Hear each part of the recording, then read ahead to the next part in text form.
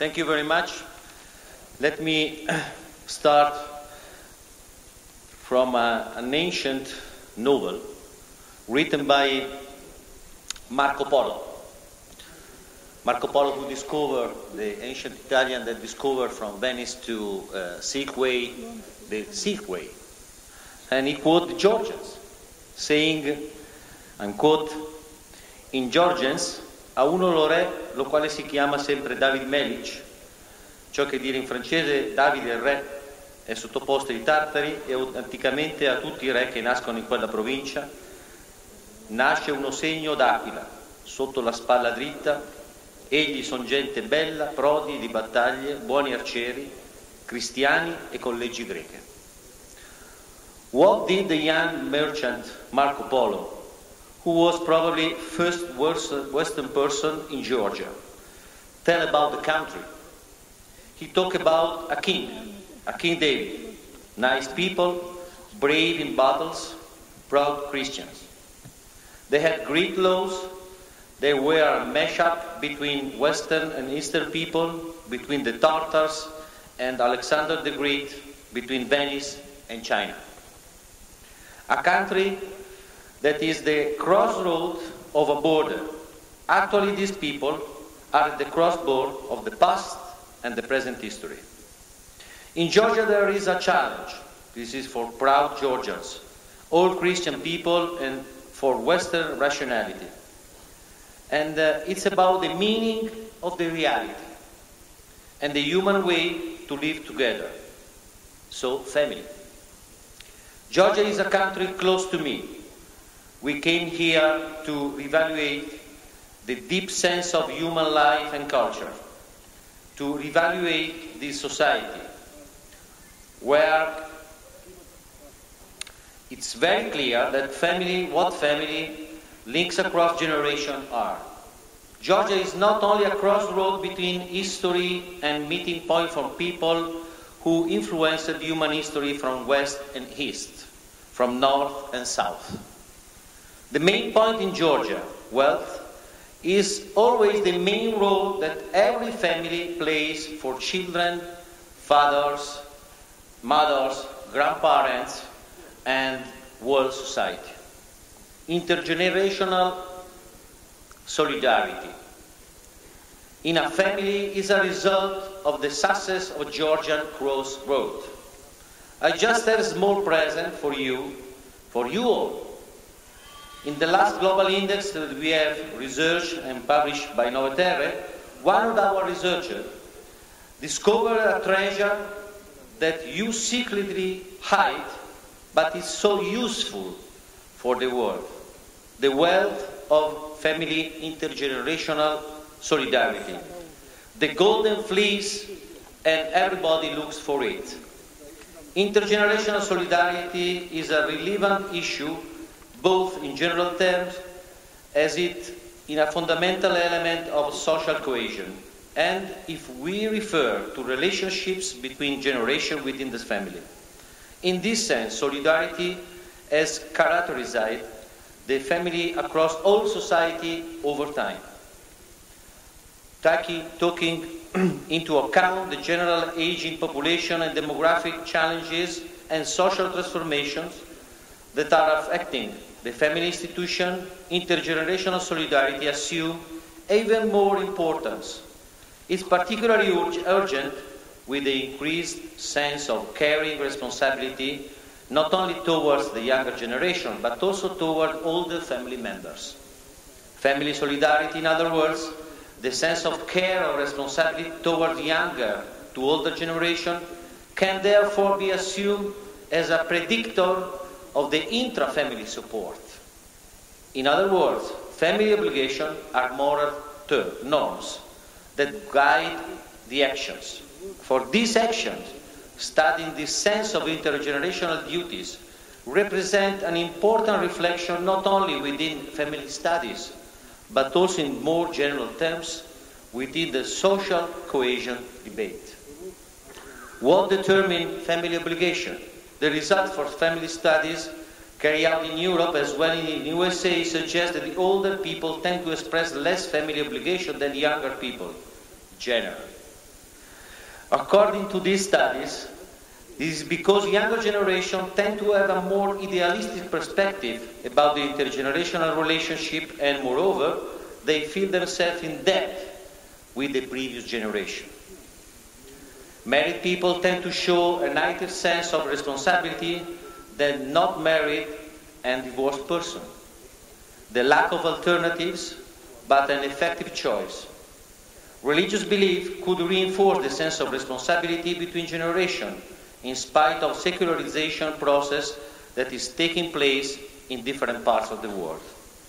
Filial obligation and parental obligation, the family obligation described so far can be referred as a filial obligation, those the adult child experience toward their own parents, and as parents' obligation, those experienced by parents toward their children.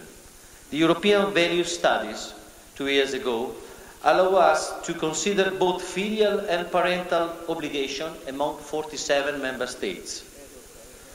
Here I'm referring to the last survey, where 3 questions tap the family obligation issue. Particularly, they refer responsibility of parents toward children, in which Georgia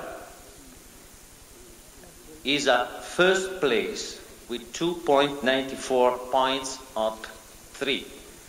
Responsibility of children toward parents. And Georgia, unfortunately, took the second place, having 2.76 points up 3. And the third criteria of investigation analysis was responsibility of children toward ill parents. And also Georgia is at first place with 2.96 up 3 points. So thank you, Georgians. In all 3 cases, the greatest score means higher endorsement of family obligations. And Georgia marks absolutely first place among 47 countries, 28 by European Union, plus Russia, plus modern Caucasian countries. Being the crossroad country is an honor for you, and it's an honor for us being here today. Crossroad of history, crossroad of people, religion, society, and intergenerational obligation and social cohesion.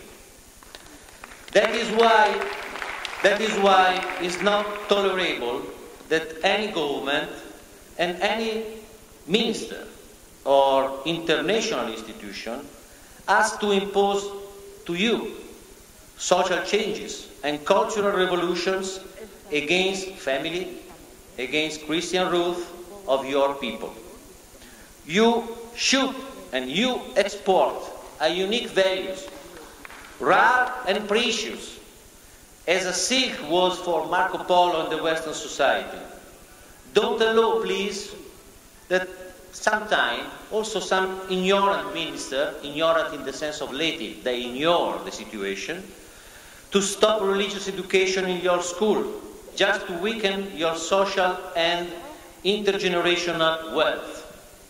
Don't allow foreign people to bring malicious virus as about gender ideology in your countries. And please, give me the possibility to quote one example, because sometimes these ideologies are so paradoxical, incoherent, itself incoherent, and sometimes very funny, very funny. I will provide you this example. Just a few days ago, U.S. Department of Education and Justice, not USA, but U.S. Department, nowadays U.S. Department of Education and Justice, issued a guidance letter or presidential decree to the school district asking to allow transgender students to use bathrooms that match their gender identity and not only their biological sex. It's only a question of time before critics and issues about the nature, the biology, and the safety of girls and children are risen.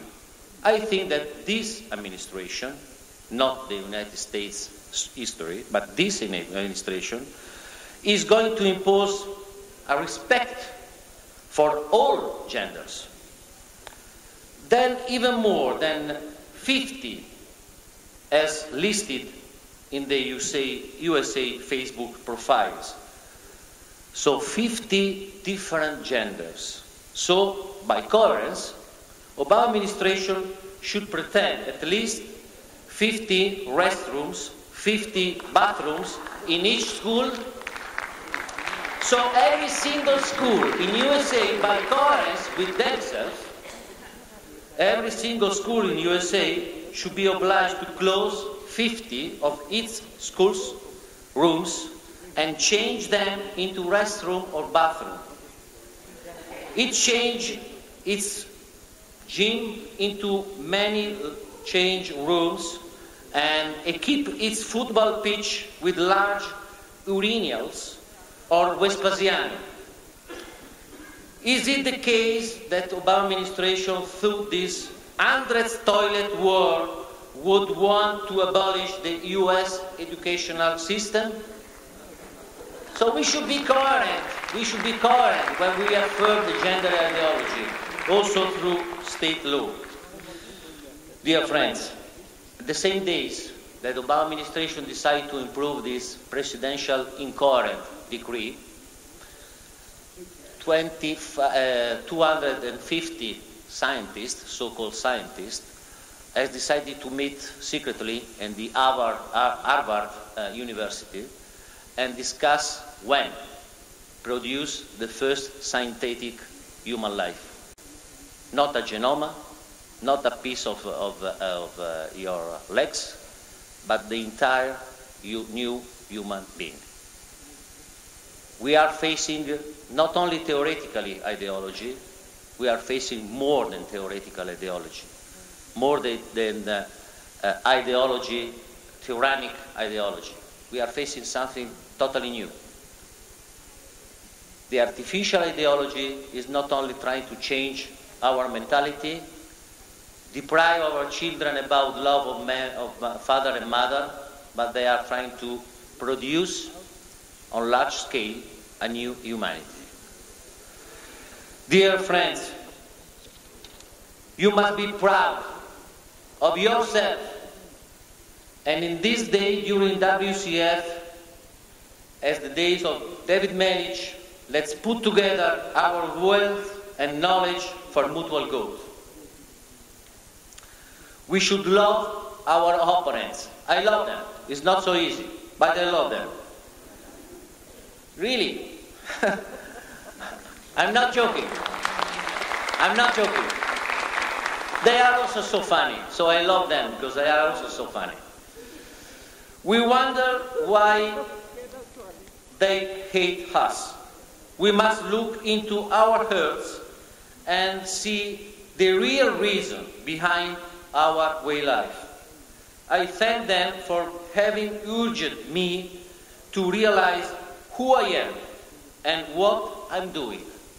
I love them because we pray more, and this enlarges our hearts and our confidence in God's providence.